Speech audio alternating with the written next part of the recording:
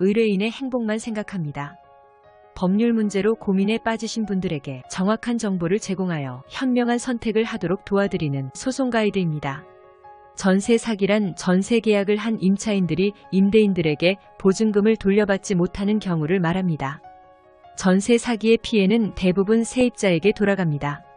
전세 계약은 임대인이 보증금을 돌려주지 못할 경우 임차인이 임대인의 재산을 경매에 붙여 보증금을 회수할 수 있는 방법이 있지만 경매 절차가 복잡하고 시간이 오래 걸리며 경매로 인한 손실도 발생할 수 있기 때문입니다. 전세 사기는 주로 아파트보다 빌라에서 많이 발생하는데요. 특히 시세를 제대로 파악하기 힘든 신축 빌라를 배경으로 전세 사기를 저지르는 경우가 많아 빌라 임대차 계약 시 더욱 주의해야 합니다.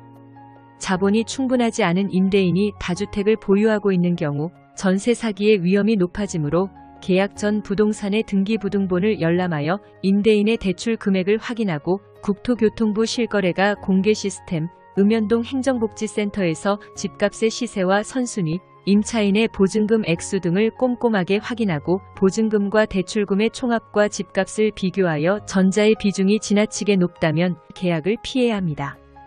또한 임대인의 신분을 확인해야 하는데 이는 가짜 임대인을 앞세워 전세 사기를 저지르는 경우가 있기 때문입니다.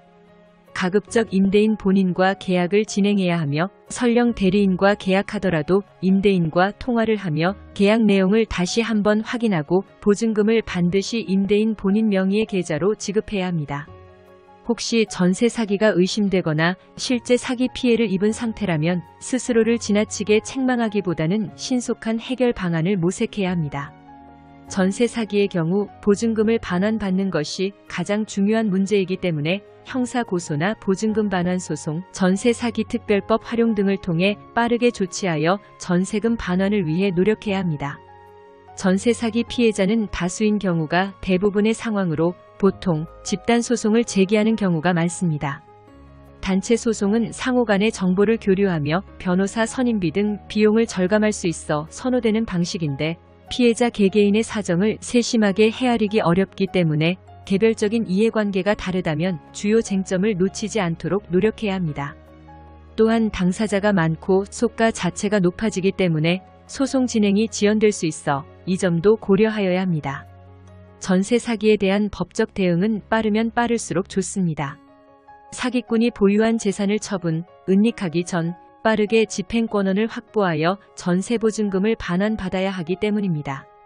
일반적으로 집단소송을 고려하는 경우가 많으나 오히려 집단소송으로 진행하는 과정에서 절차 진행이 늘어지거나 추후 추심할 수 있는 재산이 줄어들 수도 있으므로 집단으로 진행할지 단독으로 신속하게 진행할지의 여부부터 고민해 보아야 합니다. 그리고 전세 계약 시 공인중개사의 기망행위가 입증이 된다면 공인중개사를 대상으로 한 손해배상의 청구도 인용될 수 있어 피해자들이 집단으로 움직이는 상황이라도 자신의 개별적 사안에 맞는 대처 방안을 강구할 필요가 있으니 참고하세요. 소송 가이드는 법률적으로 문제가 될 수 있는 부분에 관해 상세히 설명을 드리고 그 해결책에 관하여 근거 법령 및 관련 법령을 제시하는 길잡이를 해드립니다. 항상 노력하는 자세로 의뢰인의 이익을 최우선하는 모습을 보여드리겠습니다. 소송에 대한 자세한 상담을 원하신다면 변호사 상담 신청을 누르시고 더 많은 정보를 보고 싶으시다면 소송 가이드 카페를 방문하시면 됩니다. 내용이 마음에 드셨다면 구독과 좋아요, 알림 설정 부탁드립니다. 더 좋은 내용으로 찾아오겠습니다. 꼭 승소할게요.